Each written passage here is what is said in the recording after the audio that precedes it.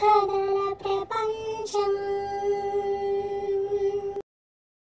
ఓ రోజు అక్బర్ ఎంతో ఇష్టమైన ఉంగరం కనిపించలేదు.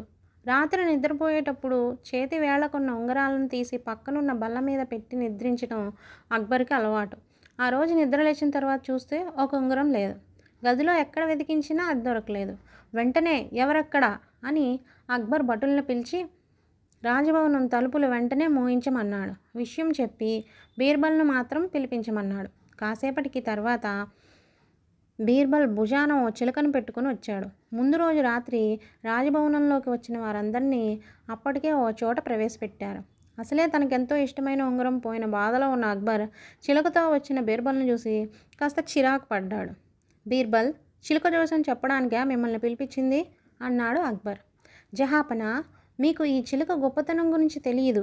దీనికి దివ్య దృష్టి ఉంది. చోరీ చేసింది ఎవరో ఇట్టే పసిగట్టి వాళ్ళ భుజం మీద వాలి దొంగ దొంగ అని అరుస్తుంది.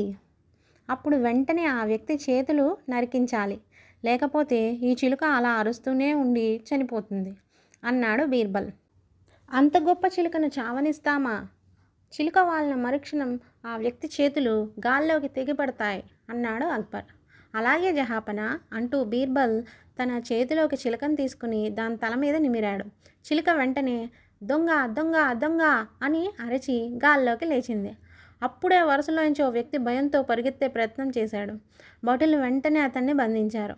అందరూ వెళ్ళిపోయిన తర్వాత అక్బర్ ఆ చిలుక దివ్య దృష్టి ఎలా వచ్చింది అని అడిగాడు.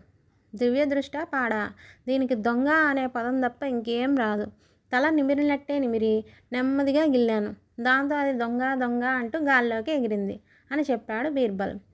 అక్బర్ ఆనందంతో బీర్బల్ను ఆలింగనం చేసుకొని విలువైన కానుకలను ఇచ్చి పంపాడు. Thank you for watching the video. ఈ వీడియో కనుక మీకు నచ్చినట్టయితే లైక్ చేయండి, ఫ్రెండ్స్కి ఫ్యామిలీ మెంబర్స్కి షేర్ చేయండి. మరిన్ని ఇలాంటి వీడియోస్ కోసం మా ఛానల్ని సబ్స్క్రైబ్ చేసుకోండి.